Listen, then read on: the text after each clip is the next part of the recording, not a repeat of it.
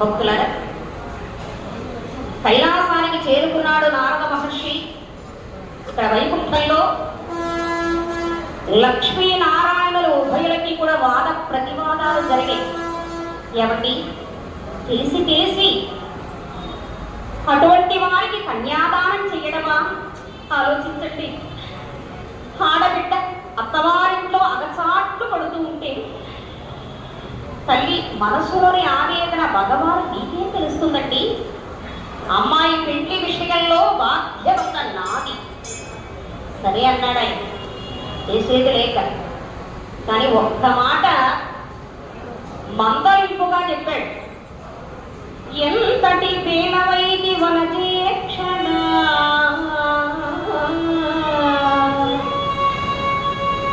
ఎంతటి పేలవైది వనజేక్షణ, శ్రీరగజాధినాథుడి జ్ఞాతయు నిందసేయదగునే, రణధీరు కుమారు వంటి ధీమంతుడు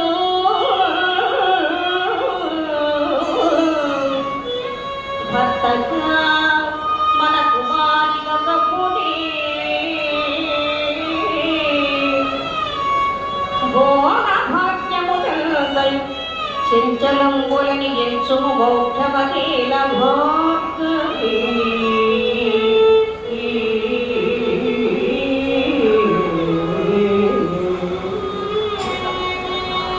దేవి, పరమశివుడు అభాగ్యుడు కాదు, ప్రపంచ భాగ్య ప్రదాత, మహావిరాగి, కార్తికేయుడు మహావీరుడు. మరొక్కసారి ఆలోచన చెయ్యదేవి అన్నాడు.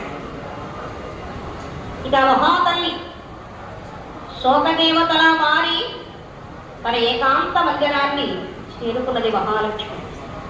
అక్కడ తిన్నగా చేరుకున్నాడు కైలాసాన్ని నారదుడు. ఆహ్వానం పలికాడు కుమారస్వామి. సంస్కారంగా నమస్కారం చేశాడు. కళ్యాణమస్తు. ఆహా మహర్షి, కళ్యాణ వస్తువులు నీకించారు, నాకు కళ్యాణం జరుగుతుందా అన్నాడు. నీకేం తక్కువ నాయన, అందగాడికి మనసున్నవాడు, నీలాంటి వరుడు భర్తగా రావాలని కన్నె పిల్లలు పగటి కలలు కంటున్నారయ్యా. మరి నీకు తగినటువంటి అమ్మాయి ఎవరో తెలుసునా? శ్రీవల్లి అందము, శ్రీవల్లి అందము విను శివకుమారి జగదేక మోహనకార శ్రీవల్లి అందము అందము.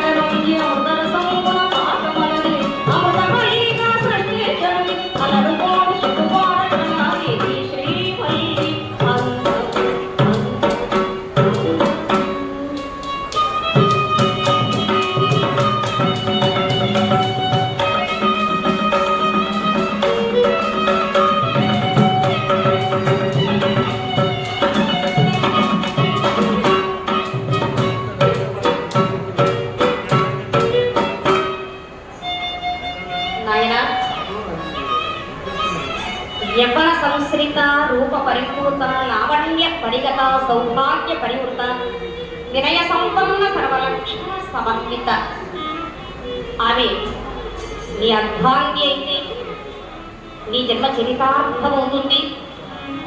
ఆమె నీ మరదలు పట్టుదలతో ప్రయత్నిస్తే కార్య సఫలీకృతం జరిగి తీరుతుంది అని చిన్న విత్తనం కుమారస్వామి హృదయంలో వేసి నారదుడు నిష్క్రమించాడు.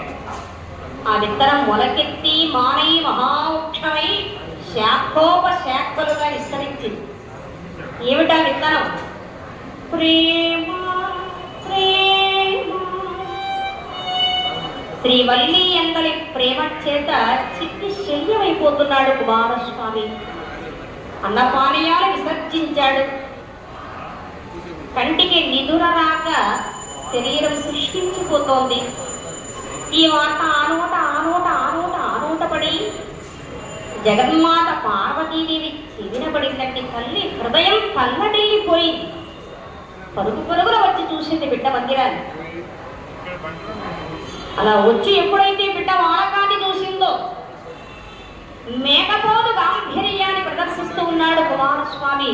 నయన కణామయమైన మోము కళావిహీనంగా మారింది. శరీరం అంతా జ్వరపీడుతుల వల్ల చిక్కు శల్యమయ్యింది.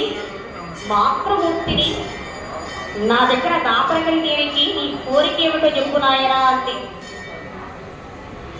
కొందరికి కోరికలు ఉంటాయి. తెల్లవారికి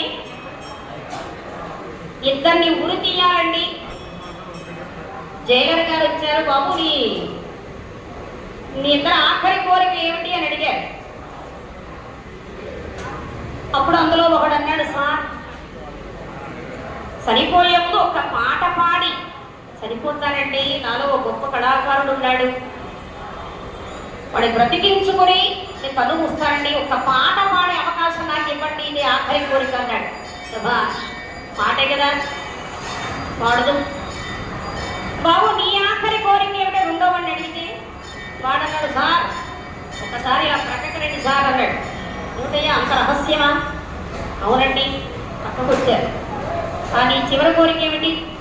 నా ఆఖరి కోరిక ఏమిటి అంటే మా వాడు పాట పాడేలోపు నన్ను ఉరి తీసేయడు బాబు, ఇది నా ఆఖరి కోరిక అంటాడు. వాడు అంత బాగా పాట పాడతాడనమాట. ఇది ఏమండి మరి ఈయన కోరిక ఏమిటి అంటే ఆనందవల్లిని మనసారా వరించాను, ఆమెనే మనువాడ కలిచాను అమ్మా, బియ్యమందిరా తల్లి అన్నాడు. ఈ మాత్రం దానికి ఇంత బెంగ పెట్టుకోవలసిన అవసరం ఏమున్నది నాయన?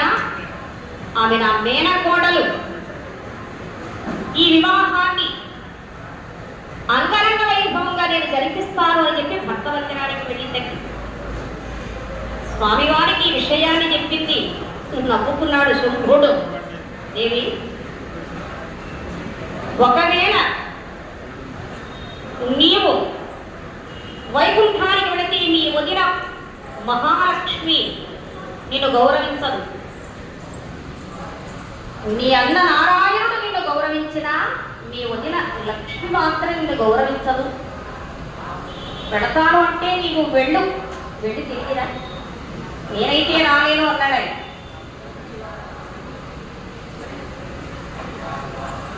గతాన్ని కూడా గట్టిగా తెచ్చాడు.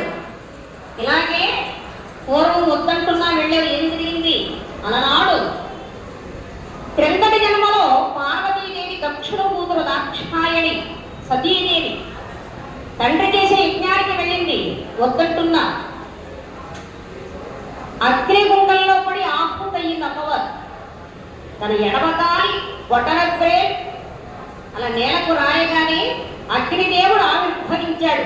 శివనింద వినడం కన్నా శివంగా మారడమేమిన్నని భావన చేసి అగ్నికి ఆహుతయ్యింది. హరహర శంకర